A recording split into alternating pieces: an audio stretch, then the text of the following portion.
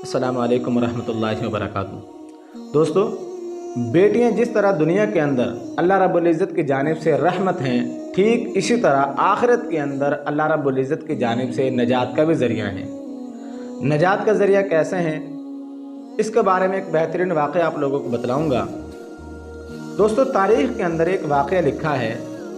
एक शख्स के यहाँ बेटियाँ ही बेटियाँ थीं और इस शख्स की बीवी के यहाँ जब भी बच्चे की विलादत मुतवक्किल होती थी तो इस शख्स की ये आरज़ू होती थी, ये तमन्ना होती थी कि इस शख्स की बीवी बेटे को जन्म दे, बच्चे को जन्म दे, लड़की को जन्म ना दे।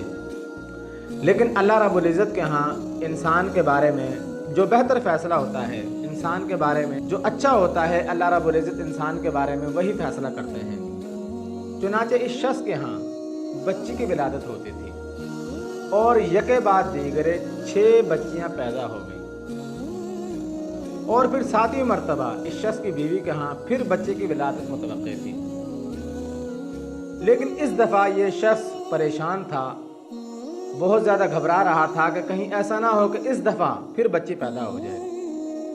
और इस शख्स को शैतान ने वरगलाया, इस शख्स को शैतान ने बहकाया और इस शख्स ने अपनी बीवी को यह कह दिया, अगर इस दफ़ा तुमने बच्ची को जन्म दे दिया तो मैं तुझे तलाक दे दूंगा। तो मेरे दोस्तों, इस शख्स की कज फहमी को देखो, गलत फहमी को देखो, भला इसमें औरत का क्या कसूर हो सकता है? औरत की इसमें क्या गलती है?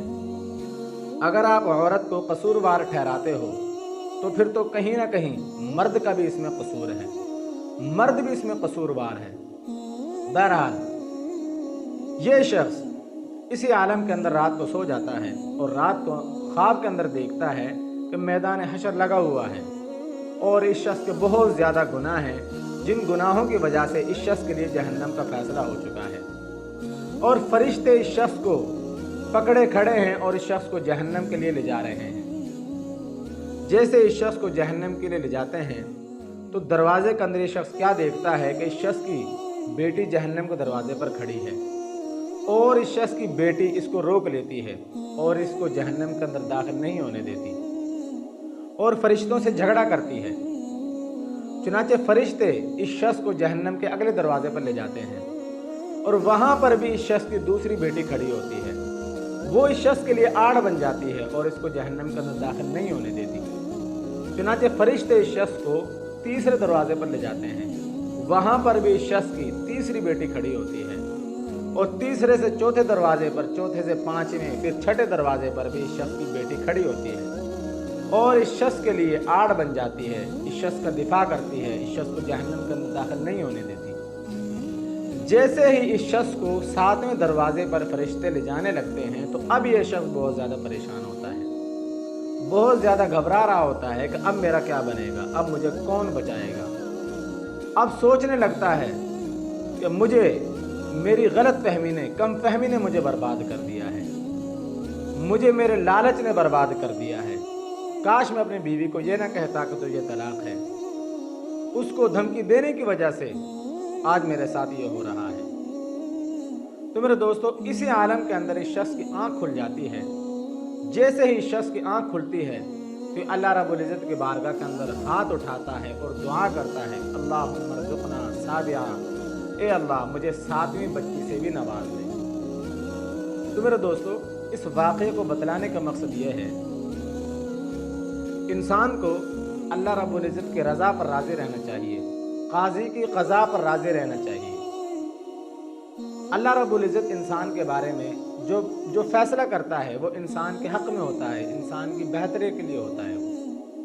तो मेरे दोस्तों, जो लोग इस मामले के अंदर औरत को कसूरवार ठहराते हैं और ये कहते हैं कि ये सारा किया धरा इस औरत का है, तो उन लोगों को शर्म आनी चाहिए। अगर औरत का इस मामले के अंदर कसूर है, लड़कियां पैदा करने के मामले में औरत कसूरवार है, तो फिर तो कहीं ना कहीं मर्द भी कसूरवार है। अकेली औरत ने ही तो बच्चे को जन्म नहीं दिया, इसमें मर्द का भी तो कहीं ना कहीं किरदार है। जबकि अल्लाह के नबी सल्लल्लाहु अलैहि वसल्लम ने फरमाया, जिस शख्स के यहाँ 2 बच्चियाँ हों, 2 बेटियाँ हों और उस शख्स ने उनकी परवरिश की, اور اس کے بعد ان کی شادی کی تو کل قیامت کے دن وہ شخص میرے ساتھ ایسے کھڑا ہوگا جس طرح 2 انگلیاں ہوتی ہیں۔ اور اللہ رب العزت نے قرآن پاک میں فرمایا یخلق ما یشاء یہب لمن یشاء اناثا ویہب لمن یشاء الذکور۔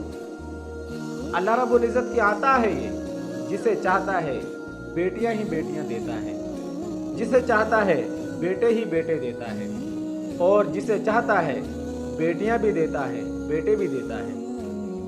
تو میرے دوستو، اس معاملے کے اندر انسان کو غلط فہمی کا شکار نہیں ہونا چاہیے۔ یہ اللہ رب العزت کی جانب سے انسان کے لیے بہترین فیصلے ہوتے ہیں، اور انسان کو ان فیصلوں پر راضی رہنا چاہیے۔ اللہ رب العزت